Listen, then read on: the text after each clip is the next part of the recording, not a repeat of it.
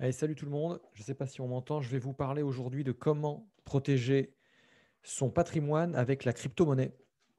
Alors, si vous êtes un expert de la crypto-monnaie, c'est même pas la peine de rester sur ce live. Si en revanche pour vous, la crypto-monnaie, c'est un truc dont vous avez entendu parler, vous vous posez des questions par rapport à ça, vous vous demandez comment ça peut potentiellement protéger tout ou partie de votre patrimoine, moi je vous invite tout de suite à venir me rejoindre sur ce live en direct. Donc, j'ai écrit un article par rapport à ça. J'ai fait quelques recherches, évidemment. Je ne suis pas un expert de la crypto-monnaie. Je suis un professionnel du conseil en investissement financier et immobilier. Je réalise des bilans patrimoniaux assez régulièrement. Voilà, je m'appelle Thierry Friquet, si vous ne me connaissez pas. Et ça fait 18 ans maintenant que j'accompagne des dirigeants, des cadres, mais aussi des monsieur, madame, tout le monde, à optimiser leurs finances, à protéger leurs finances et avec un objectif bien plus lointain aujourd'hui qui est de créer une sorte de liberté, d'indépendance financière. Mais je ne vais pas vous livrer comme d'autres des discours très brillants, très bling-bling, très dorés.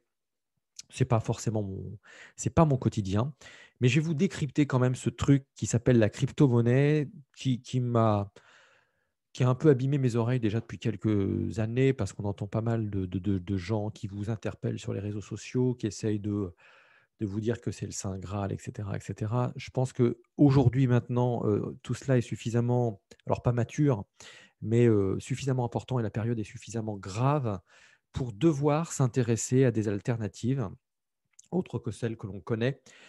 Et pourtant, Dieu sait que je conseille au quotidien des personnes, que je leur fais investir, placer des fonds sur alors des choses traditionnelles, entre guillemets, des placements classiques, etc. Ça ne va pas être le sujet, mais quand même, aujourd'hui, je ne peux pas ignorer cette monnaie-là. Et donc, si vous écoutez, et après, je donnerai les liens à mes clients, les gens avec lesquels aujourd'hui j'avance sur leur propre dossier. Je dirais, ben voilà, regardez, écoutez, c'est un vidéo podcast, hein, une vidéo podcast que je vais vous faire.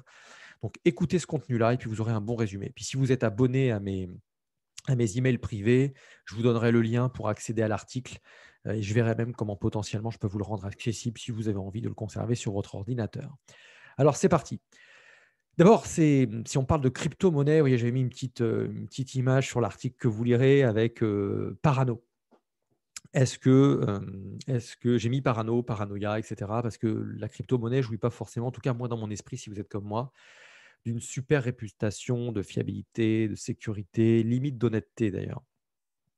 Donc d'abord, je nous propose de tout simplement, nous rappeler, hem, l'origine de la monnaie, d'où ça vient aujourd'hui, parce que c'est pas nouveau. Il y a souvent eu l'émission de nouvelles monnaies, nouvelles façons de faire des échanges et en fait, je me dis j'ai intitulé cet article-là, «La crypto-monnaie, est-ce que ça pourrait être un remède anti-crash pour notre patrimoine?» Je veux dire, aujourd'hui, l'État européen, on va en parler comme ça, l'État européen, d'ailleurs, c'est marrant parce que c'est pas un État européen. En tout cas, les membres de la communauté européenne, rattachés à la Banque centrale européenne, ont émis en masse des milliards d'euros. Et bien sûr, ça ne donne pas plus de valeur à l'euro. Et donc, on peut se poser la question de la valeur de l'euro. C'est des questions régulières qu'on peut se poser. Et rappelez-vous, pour ceux qui ont appris un peu l'histoire de la crise de 1929, où je revois ces images dans mes cahiers d'histoire, avec des gens qui prennent des brouettes pour aller chercher leur salaire et qui ne sont plus payés au mois d'ailleurs, mais limite, ils sont payés, je crois, à la journée ou à la semaine, enfin, sur une fraction de temps relativement réduite et inhabituelle. Tout simplement parce qu'à l'époque, je me rappelle, c'était les Deutschmark, c'est la crise du mark à l'époque. Et je revois ça, enfin, c'est la crise mondiale, hein, et les gens qui prenaient des brouettes pour aller se faire payer et qui demandaient toujours plus parce que la monnaie ne valait plus rien. Et je me dis: «L'euro, mais qu'est-ce qui vaut l'euro en réalité?» Autant si vous êtes comme moi, je comprenais très bien la valeur d'une monnaie, la puissance d'un pays par rapport à ses stocks en or, on va en reparler tout à l'heure. Mais autant aujourd'hui où on a déconnecté la valeur des monnaies, par rapport à l'étalon or, comme on disait, bah, comment on s'y prend finalement? C'est quoi? Comment ça marche? Et il est arrivé un truc qui s'appelle le bitcoin, les crypto-monnaies d'une manière générale, mais tout le monde connaît plus le bitcoin, qui est une forme de crypto-monnaie Donc je me dis: «Il faut que j'ai fait des recherches», voilà. Je suis allé lire quelques bouquins sur le sujet et alors en fait, on va revenir un petit peu aux fondamentaux, à l'histoire de la monnaie. Je ne vais pas vous faire un grand cours, hein, pas vous faire mal à la tête, mais si vous êtes en voiture et que vous écoutez ça, ce sera plus simple. Si vous m'attrapez sur le live en ce moment, peut-être que je ne vais pas réussir à vous capter, mais ça, c'est pas grave. Vous pourrez toujours aller revoir la vidéo après ou écouter le podcast. En fait, la monnaie, c'est à l'origine, comment ça s'est passé? Comment c'est arrivé dans nos vies, dans nos civilisations? En fait, ça n'a commencé à exister que quand on a commencé à vouloir faire du business un peu au-delà de son village. À l'époque, on faisait du troc, donc on échangeait peut-être des graines de blé contre, quelqu'un qui avait transformé le blé en pain, et c'est un peu comme ça que ça fonctionnait. Et puis quand il a fallu dire: «Bah, tiens, je vais aller faire du business avec le village voisin, la région voisine, le pays voisin». Donc là s'instauraient des problématiques, des barrières de confiance, et de langue également.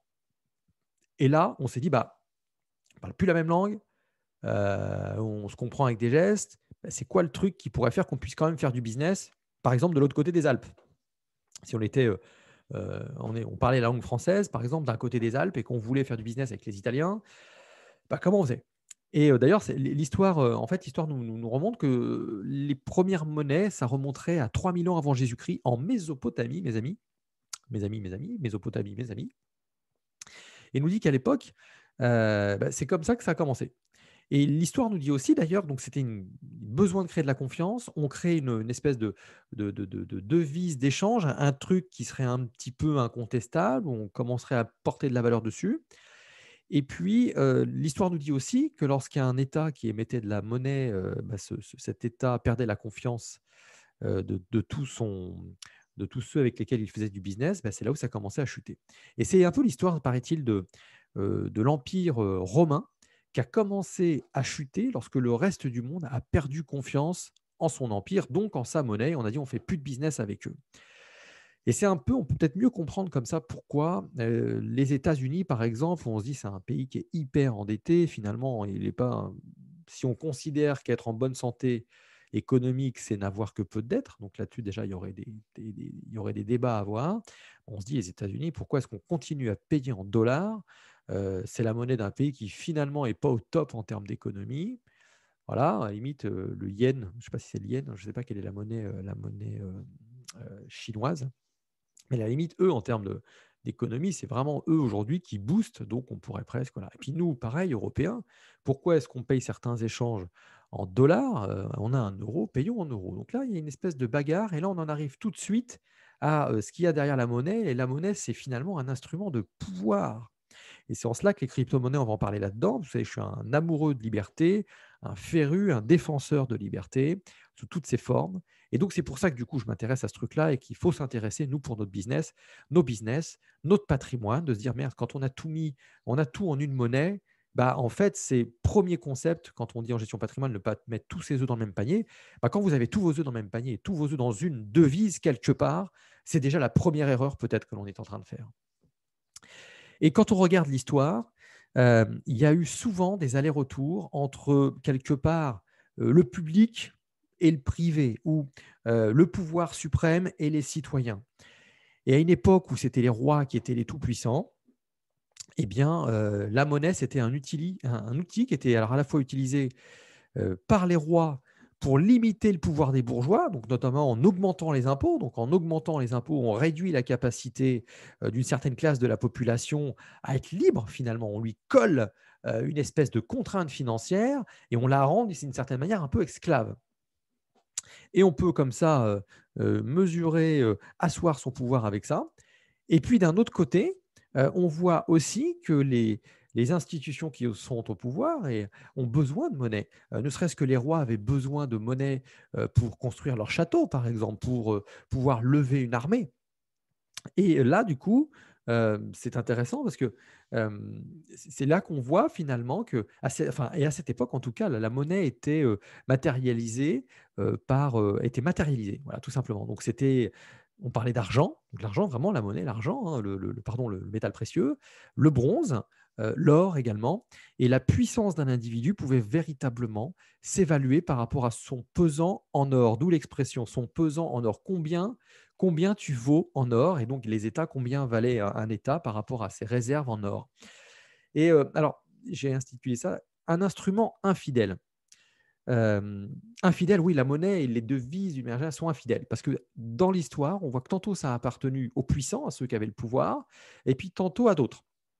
Et on voit que les acteurs privés, notamment la famille de Médicis en France, une famille de nobles a priori, mais et puis quand on regarde aussi la Banque du Royaume en Angleterre, elles ont tantôt contrôlé le recours au financement, notamment des projets des familles royales et sur tout le continent européen. Donc c'était la famille de Médicis à un moment donné qui a eu une époque, à un moment donné, un rôle pour pouvoir prêter de l'argent. Donc là, c'est eux qui avaient le pouvoir. Puis de l'autre côté, on parle de la famille d'Angleterre, la Banque du Royaume qui décide de ce que l'on peut recourir au crédit ou pas.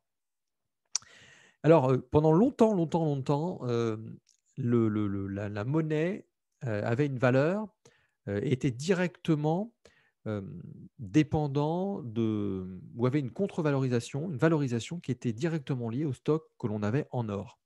Donc, on avait X milliers de tonnes d'or, et puis la contrepartie de cet or-là était, je dirais, transformée, je n'ai pas le mot qui me vient là, mais en or. Voilà. Par exemple, on disait, je vais dire une bêtise, mais 100 000 tonnes d'or égale 100 millions de dollars. Voilà. Et donc, on pouvait ramener finalement la valeur du dollar à une contrepartie en or. Mais d'une certaine manière, on pouvait, du coup, on savait ce qu'on avait entre les poches. Et puis en 1971, les accords de Bretton Woods, vous irez regarder ça sur Internet, ont mis fin à cette parité or-dollar. Et donc, moi, j'avais nommé ça, est-ce que c'est le début des ennuis finalement? Parce qu'à partir de là, ça veut dire que la valeur du dollar n'est plus représentée par les stocks détenus par le pays. Et c'est à partir de là que tous les États ont repris ce modèle d'ailleurs, en laissant à leur banque centrale le pouvoir de créer de la monnaie. Donc finalement, que tu aies beaucoup d'or ou pas beaucoup d'or, c'est plus ça ce qui fera la valeur de ta monnaie. Et donc désormais, c'est finalement uniquement la confiance que l'on a dans une monnaie qui détermine sa valeur. Et donc, qui détermine la puissance de l'État qui émet cette monnaie. Et alors, je vous passe l'histoire, hein, jusque-là. Maintenant, on a bien compris, les banques centrales peuvent émettre de la monnaie, et cetera. Bon, OK. Plus une monnaie est demandée, hein, c'est la loi de l'offre et de la demande, est demandée, plus on considère qu'elle a de la valeur. Donc finalement, comme tout le monde paye aujourd'hui ses Boeing, ses avions, ses je ne sais quoi, son énergie en dollars, son pétrole évidemment, et bah, du coup, loi de l'offre et de la demande, voilà, c'est une monnaie qui est demandée, c'est une monnaie dans laquelle on a confiance. Et c'est ce qui explique aussi peut-être encore aujourd'hui que, d'une certaine manière, les États-Unis dominent le monde, en tout cas le monde économique et pas que. Alors, c'est quoi ce Bitcoin? On va se concentrer sur le Bitcoin et les crypto-monnaies d'une manière générale, mais on va prendre l'exemple du Bitcoin et en quoi on peut vraiment s'y intéresser pour défendre notre patrimoine. Alors, l'histoire dit que c'est apparu en 2008. C'est à l'histoire, donc par rapport à cette notion de liberté que je défends beaucoup, ce sont des anarchistes au début qui se sont quelque part emparés de ce sujet, qui s'y ont vraiment intéressés.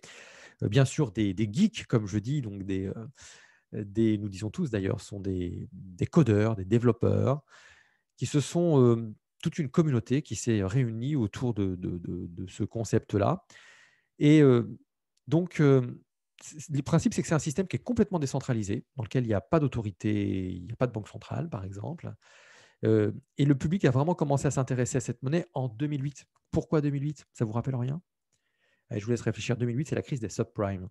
Et finalement, à partir du moment où on perd confiance dans un système, voire dans une monnaie, on voit, rappelez-vous, 2008, subprime, c'est des banques qui jusque-là avaient une certaine notoriété, on avait une confiance en elles. Je pense à Lehman Brothers, et boum, du jour au lendemain, on voit ces images de ces gens qui travaillent dans cette grande banque, à New York, je crois, et qui sortent avec leur carton, comme aiment bien faire les Américains. Ils mettent leur agrafeuse, leur truc, leur machin dedans, et allez hop, dégage.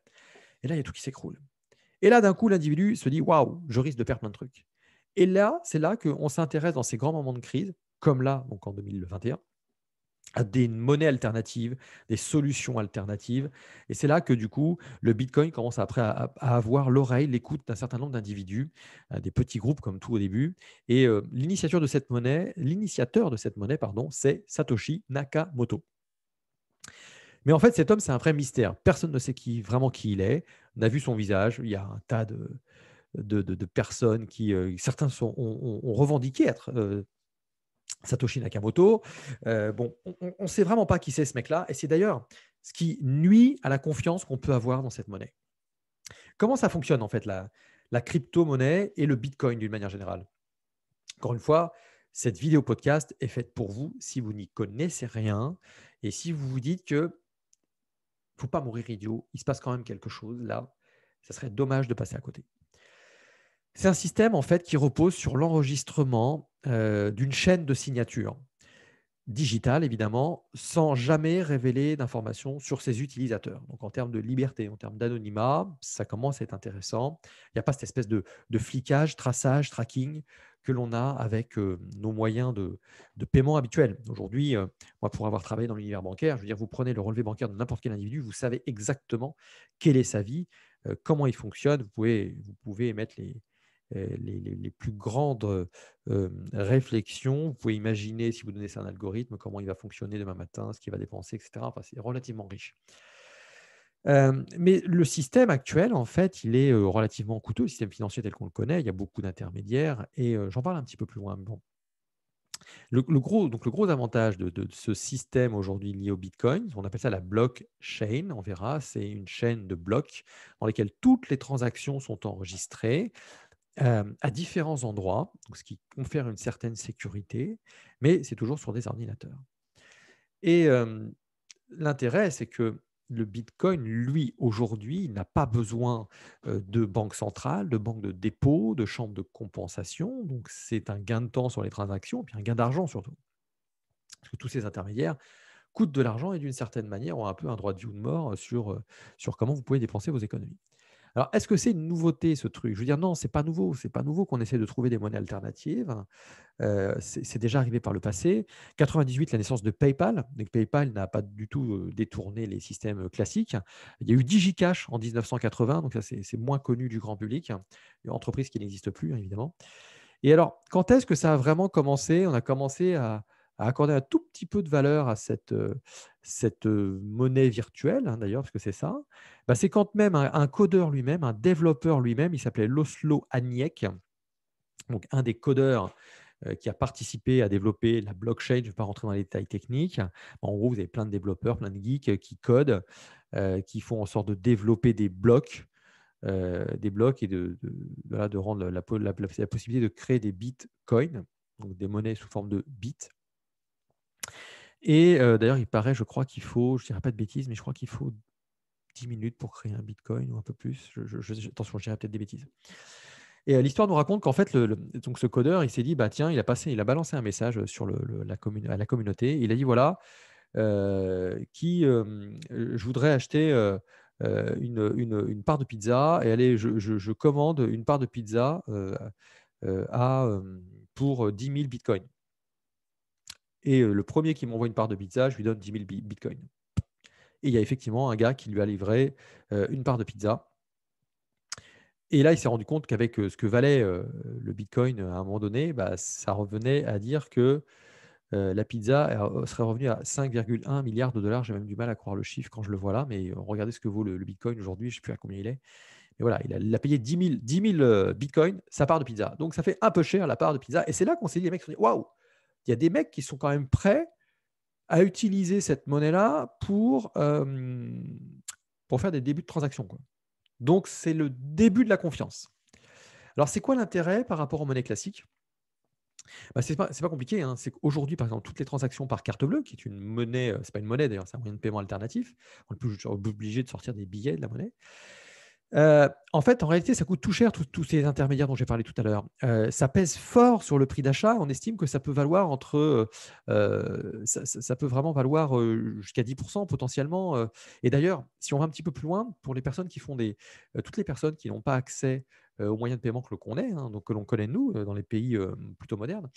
Bah, quand vous êtes africain et que vous voulez envoyer, de l'argent à un autre africain, un peu plus loin, vous utilisez des systèmes de transfert, plus ou moins sécurisés. Mais on estime que ça coûte entre 10 et 30 de la somme que vous voulez transférer. Donc c'est pas neutre, en termes d'enjeu. On en verra un petit peu tout à l'heure. Et donc avec le bitcoin, l'intérêt, c'est qu'on peut se séparer de tous ces intermédiaires dont j'ai parlé tout à l'heure, qui nous coûtent un peu d'argent, et qui ont quelque part la mainmise, et un droit C'est eux qui disent comment est-ce qu'on peut dépenser notre pognon et qui dictent un peu les règles du jeu. Donc, le Bitcoin est pour moi un instrument de liberté. Alors, c'est quoi le problème avec le Bitcoin, et les crypto-monnaies d'une manière générale? Bah, en fait, moi, je vois 2 problèmes. Il y a l'insécurité et la volatilité. Mais d'ailleurs, au même titre que les monnaies classiques, parce que si on va un petit peu plus loin, aujourd'hui, quand vous avez de la monnaie classique, vous pouvez vous faire piquer votre code, potentiellement, on peut vous détourner de l'argent, et ça, Dieu sait que ça arrive. Vous avez des systèmes de phishing aujourd'hui, on peut aller essayer d'harponner login, mot de passe, vous détourner de l'argent sur votre compte bancaire. Donc, ça existe déjà avec la monnaie classique. Donc là-dessus, pour moi, le problème de la sécurité, il peut franchement être résolu, notamment avec des porte-monnaies électroniques sécurisées. Maintenant, ça commence à être à peu près tout cela à être sérieux. Donc, on peut sécuriser ces bitcoins, évidemment. Et puis, il y a un autre problème qui est la volatilité. La volatilité, c'est, alors, sans rentrer dans des grands détails techniques, mais on va le résumer comme ça, c'est ces grandes différences de valeurs qui peuvent intervenir avec le bitcoin. Et on le voit bien entre 2011 et 2013 notamment. Il y a d'autres exemples, hein, évidemment, puis là, ça commence à dater pour moi quand je vous parle de 2013, mais on voit qu'on peut passer de quelques centimes à jusqu'à 1 200 $ le bitcoin, et on est à bien plus, hein, maintenant, évidemment, parce que ça a complètement explosé. Par contre, ce qui est intéressant, c'est de voir que quand est-ce qu'il a baissé, quand est-ce qu'il a explosé. 2013, c'est la crise chypriote. Les Chypriotes, donc les habitants de l'île de Chypre, ont peur que leur gouvernement vienne leur piquer tout leur pognon, et donc, ils se mettent, pour certains, à désinvestir pour investir dans le bitcoin. Finalement, ils disent: «Perdu pour perdu, autant aller le mettre sur ce bitcoin, finalement», et c'est là où d'un coup, boum, la valeur fait x4. Aujourd'hui, ça fait bien plus. Mais on voit aussi que ça peut complètement se casser la figure, quand, à l'époque, il y avait une entreprise qui s'appelait, GTMox ou MTGOX, pardon, hein, vous les puristes, si vous êtes puriste, écoutez pas, vous direz: «Mais ce qu'il raconte là, c'est basique». Oui, oui, c'est basique. Je veux simplement amener des éléments, vraiment de base pour comprendre comment ça fonctionne tout ça pour, la plupart des néophytes que nous sommes. Et quand, la plateforme qui permettait d'acheter, sécuriser les bitcoins, à un moment donné, s'est cassé la figure, et a été, je crois même, en fait, il y a une autorité gouvernementale qui est intervenue pour fermer cette plateforme-là, parce qu'elle jugeait que c'était illégal, hein, finalement. C'est pas une monnaie régulée, et c'est ce qui pose problème aux États. Vous voyez que tout d'un coup, la valeur, elle s'était complètement cassé la figure. Mais quelle est la force de cette crypto-monnaie? Moi, j'y vois une dimension philosophique, la liberté, dans le fait que c'est une monnaie qui n'est pas contrôlée par les États, et qui donc il ne peut pas en faire un instrument de pouvoir d'une certaine manière, au moins en tout cas par les États. Et puis c'est un État qui favorise la transparence, parce que c'est une monnaie où chaque transaction est inscrite dans un espèce de livre de compte. Et ce livre de compte, il est présent dans toute la blockchain ou dans toute l'économie numérique grâce à Internet. Et ça, c'est intéressant, je trouve, en tout cas. Alors, est-ce que c'est une arme secrète? Moi, je pense que c'est aussi une arme secrète, parce que finalement, d'une certaine manière, la rareté de cette, monnaie, elle est déjà programmée, et je le dis avec un sourire, parce que on ne peut pas créer autant de bitcoin, je prends vraiment la monnaie bitcoin, hein, autant que l'on voudrait, parce que c'est directement dépendant du nombre de machines en circulation, de l'énergie disponible également pour créer ces bitcoins. Selon son concepteur, Satoshi Nakamoto, on ne sait pas qui c'est ce gars-là, si c'est un vrai nom d'ailleurs. Selon lui, d'ici une centaine d'années, on ne pourra plus en créer. Du coup, ça deviendrait une denrée rare, au même titre que finalement le pétrole n'est pas infini, les diamants ne sont pas infinis, bref, les métaux précieux ne sont pas infinis. Donc à partir du moment où on sait hem, une, heu, une monnaie d'échange, elle est, finie, bah, du coup, on n'a plus ce problème que l'on a avec les monnaies dites d'État, où comme on dit, on fait tourner de la planche à billets, et la planche à billets, vous pouvez en créer autant que vous voulez, quoi. Des dollars, vous pouvez en créer autant que vous voulez, des euros, vous pouvez créer autant que vous voulez. Tant que les gens qui les utilisent ont confiance en cette monnaie, bah, allons-y. Alors que l'or, bah, même si on peut en retrouver un petit peu tous les jours, c'est quand même de plus en plus compliqué. Et puis même chose pour cette, crypto-monnaie. Donc finalement, c'est pas déconnant, c'est même assez pertinent, bah, de lui accorder de la valeur. Alors c'est quoi l'avenir justement pour les crypto-monnaies? Alors en fait, il y a 2 camps. Il y a le camp des gens dont nous faisons partie, si vous m'écoutez vraisemblablement, mais pas que, hein. Il y a aussi des gens, en francophonie, en Afrique et ailleurs qui écoutent de plus en plus tout cela. Vous avez d'un côté des pays développés, dont nous faisons partie et nous avons accès à un système bancaire, globalement, le taux de bancarisation. Alors, le taux de bancarisation, c'est quoi la être bancarisé, c'est avoir un compte bancaire et avoir des moyens de paiement qui vont avec. Chéquier, carte bleue, accès aux espèces, et cetera. Dans les pays développés, Europe, le taux de bancarisation, il est assez hallucinant, hein. Vous avez 9 personnes sur 10 qui, globalement, sont bancarisées. Les enfants, chez nous, sont bancarisés. Ils ont un livret à la naissance pour la plupart. Enfin bon, enfin pas pour la plupart, mais en tout cas, c'est vraiment accessible. Mais il y a quand même d'autres pays. Alors, si on descend un petit peu, qu'on va aux États-Unis, jusqu'aux États-Unis, c'est 88 personnes, pardon, qui ont accès à un compte. Mais si vous allez dans d'autres pays, je pense, vous avez des taux de bancarisation qui sont très, très faibles. En Afghanistan, par exemple, vous n'avez que 10 de la population qui est bancarisée. Et en Chine, mine de rien, on monte à 64. Ça veut dire que, et pardon, je n'ai pas parlé de l'Afrique parce que je n'ai pas les taux en tête, hein, mais il y a quand même toute une partie de la population mondiale qui n'a pas accès à des moyens de paiement. Et donc pour eux, c'est un vrai outil intéressant. Alors déjà qui n'a pas accès aux moyens de paiement. Et puis c'est même encore pire que ça. Il y a même des pays, et je m'en fous, j'en parle, je suis en France, on est dans un pays encore libre d'une certaine manière. Il y a un tas de pays où, par exemple, les femmes n'ont pas accès, n'ont pas le droit même d'avoir une autonomie, d'avoir de l'argent à elles, d'aller faire leurs petites courses, de vivre leur vie et de s'émanciper d'une certaine manière. Donc là, ça va un petit peu loin, mais comme la liberté pour moi est un vrai combat, eh ben, j'en parle. Et il y a des entreprises installées en Afghanistan, par exemple, puisque là, l'exemple est en Afghanistan, il semblerait, à vérifier, si je dis des bêtises, n'hésitez pas à réagir, que les femmes afghanes n'ont pas accès à gérer la liberté financière, à l'autonomie financière, à l'indépendance financière. Et donc, il y a des boîtes, une entreprise, alors je ne l'ai pas en tête, mais qui s'est installée là-bas et qui s'est dit: «Bah, moi, je vais les payer en bitcoin». Elles ont un porte-monnaie en bitcoin et il semblerait qu'on puisse acheter aussi sur Amazon, par exemple, avec des bitcoins. Je ne sais pas si c'est partout pareil, il faudrait qu'on fasse le test. Mais voilà, et donc ça donne d'une certaine manière de la liberté à une certaine catégorie de population. Alors, au-delà du bitcoin, quelles autres applications peut-on avoir, avec cela? Plus généralement, la blockchain, la technologie de la blockchain qui consiste finalement à enregistrer, à tracer des échanges, des écrits et de façon décentralisée.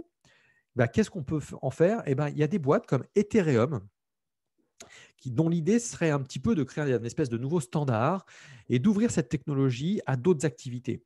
Les activités juridiques qui ont besoin d'enregistrer, par exemple, des actes, des contrats, l'assurance, l'activité d'assurance que je connais bien également, et puis la finance d'une manière générale. Et on a une autre entreprise qui s'appelle Ripple, qui voudrait notamment, qui se serait spécialisée notamment dans le système financier classique pour permettre des échanges instantanés en monnaie réelle. Donc là, eux, ils l'utiliseraient peut-être pour aller beaucoup plus vite et d'une certaine manière squeezer tous les organes qu'on a vus tout à l'heure, les chambres de compensation, les banques de détail, peut-être les banques centrales, mais elles ont toujours leur rôle, quoi qu'il arrive. Alors, le vrai dilemme aujourd'hui, c'est, il y a des choix à faire entre la sécurité, la liberté. C'est toujours le débat, la bagarre entre les 2 trucs et ces 2 sécurité et liberté ont beaucoup de mal à faire bon ménage. J'aime bien donner l'exemple de la prison. En prison, il y a une hyper sécurité, enfin sécurité, pas pour ceux qui sont à la prison, mais vous êtes derrière des barreaux, OK, hyper sécurité, mais donc en clair, vous n'êtes pas libre. Sécurité par rapport au monde extérieur ou le monde extérieur est en sécurité par rapport à ces gens qui sont à l'intérieur, mais j'espère que vous aurez compris le message. Hem, Plus je mets de sécurité, moins j'ai de liberté. Si j'étais dans la savane et que je veuille me protéger des prédateurs qui risquent de venir me manger, bah, je mets des grosses barrières autour de moi, des murs, des machins. Mais ouais, mais du coup, ça restreint, mon champ d'action, mon champ de déplacement. Donc ma liberté, elle est moyenne, quoi. Et on le voit bien là avec tout ce qui s'est passé, les confinements, sécurité, on veut nous sécuriser, sécuriser, sécuriser et contre un espèce de virus là qui nous tuerait tous. Ouais, mais alors la liberté aujourd'hui, on en a plus, la liberté de mouvement, la liberté de déplacement, c'est juste une catastrophe, quoi. Donc voilà, donc on a 2 camps qui s'opposent. D'un côté, les partisans de la régularisation, et avec les États notamment qui tentent de régulariser cette nouvelle monnaie. Et ce que je peux comprendre, pour donner de la confiance, il faut amener de la sécurité. Et puis il y a les défenseurs du Bitcoin, toute la communauté et qui est constituée quand même de 10 000 cerveaux intelligents, de gens qui développent, de gens, vraiment de gens et qui ont un vrai intérêt à ce que cette monnaie se développe, parce que c'est une façon de développer la liberté aussi. Et il y a une sécurité d'une certaine manière, puisque toutes les failles, tout ce qui est lié à la volatilité, bah, va se régulariser à un moment donné. Il y a la sécurité avec les porte-monnaies numériques, ça là aussi, il y a des solutions qui sont en train d'être mises en place. On parle d'un truc qui date de 2008, hein, ça a 13 ans aujourd'hui, donc ça commence. Alors c'est à la fois très peu et puis en même temps, à l'ère du numérique, c'est déjà beaucoup. Et puis il y a toute cette communauté en tout cas, qui, à chaque fois qu'on essaye de leur imposer des licences, des normes ou quoi que ce soit, ils se barrent dans des paradis fiscaux, sur l'île de Jersey, dans différents, dans les tropiques ou je ne sais où. Lorsque la Chine, on a essayé de leur imposer des choses, ils sont partis à Hong Kong, qui est un peu plus libre, voilà. Moi, la conclusion que je voulais vous donner, parce que c'était ça finalement, est-ce que c'est une alternative pour protéger son patrimoine aujourd'hui? Lorsque tout votre patrimoine est en devises, euros ou dollars, surtout euros si vous m'écoutez à mon avis, ou en dollars canadiens, parce que j'ai des Canadiens, des Québécois pardon, hein, qui m'écoutent un petit peu. Voilà ce que je vous laisse vous faire votre conclusion, votre idée. Mais l'avenir des nouvelles, monnaies nous appartient à nous. C'est nous les utilisateurs, c'est nous qui décidons au final et la force du collectif fait qu'à un moment donné, vous savez, si on est des millions à descendre dans la rue, c'est comme pour le tout, si on met une pression, sur nos élites, il y a un moment donné, c'est sûr, ça tombe. Rappelez-vous, moi je suis un Français, 1789, on n'est pas content, on descend avec nos fourches, et puis, on n'a pas de problème à guillotiner le roi de l'époque. Alors c'est violent, c'est vrai, mais il y a un moment donné, quand vous poussez les individus dans leur retranchement, la liberté finit par reprendre ses droits. Et je crois beaucoup à ce que la liberté reprenne ses droits. Et c'est nous qui sommes. Je dis souvent, et c'est mon mentor préféré, et d'autres avant lui disent, on n'est pas responsable de ce qui nous arrive. Évidemment, on n'est pas forcément responsable de tout ce qui nous arrive, mais nous sommes responsables de nos réactions face à ce qui nous arrive. Nous sommes responsables de nos décisions. Donc, si nous décidons demain de boycotter certaines devises parce que nous n'y croyons plus, eh ben, c'est notre droit et c'est même notre devoir peut-être. Donc, ce dont je suis convaincu, c'est qu'à l'ère d'Internet, la liberté, d'une certaine manière, est beaucoup plus accessible qu'à une autre époque. On peut se parler, on peut se dire les choses, on peut communiquer avec l'autre bout du monde et ça va beaucoup plus vite. On n'est pas obligé d'attendre des informations qui arriveraient par bateau, qui ne pourraient pas être vérifiables. Quoi qu'il en soit, je pense qu'il est impossible aujourd'hui d'ignorer les crypto-monnaies dans votre stratégie patrimoniale, dans vos stratégies financières. La meilleure preuve, c'est quoi?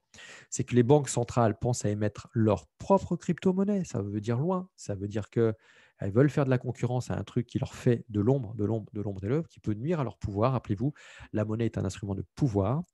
Et même les grandes salles de marché, New York notamment, mais ailleurs, pensent à émettre pensent à, pardon, à investir dans le Bitcoin, mais pas que, et des monnaies alternatives. On parle même d'entreprises comme Tesla, hein, qui a, paraît-il, converti 1,5 milliard de dollars en Bitcoin. Ça veut dire aussi des choses, tout ça. Donc quoi, j'aime bien dire cette phrase, l'avenir ne fait que commencer. Donc je pense que tout cela est à suivre. Voilà. J'en finis maintenant avec ce live, filmé, enregistré en podcast. Je vous invite à me faire vos commentaires, à réagir, vous dire ce que vous en pensez, si vous en avez aussi un petit peu, si vous vous y intéressez. Est-ce que vous avez pas que des crypto-monnaies, des devises aussi? Vous avez peut-être, converti vos euros dans d'autres monnaies. Attention, vous avez une obligation de déclarer, si vous avez un compte en devise et que vous êtes en France, contribuable en France, vous avez une obligation de déclaration du fait que vous disposez d'un compte en devise. Sinon, vous pouvez être requalifié. Ça peut faire très mal. Même si vous n'avez pas mis des millions de dollars ou d'euros à l'extérieur, il faut à minima le déclarer. La devise est un bel outil pour, encore une fois, ne pas mettre tous ses œufs dans le même panier. Reste à savoir dans quelle devise vous allez aller mettre ça, parce qu'on est en Europe, on a surtout l'euro, hein, donc l'euro espagnol est le même que l'euro français. Il y a le franc suisse évidemment, et puis après il y a d'autres devises. Vous avez la couronne suédoise qui est peut-être intéressante aussi. Les dollars, le dollar américain, hein, bon, je vous laisse à vos réflexions. Faites-moi vos réactions. Je vous invite, à liker, partager, commenter, cette publication et puis, pour ceux qui veulent aller plus loin, bien sûr, abonnez-vous à mes messages privés.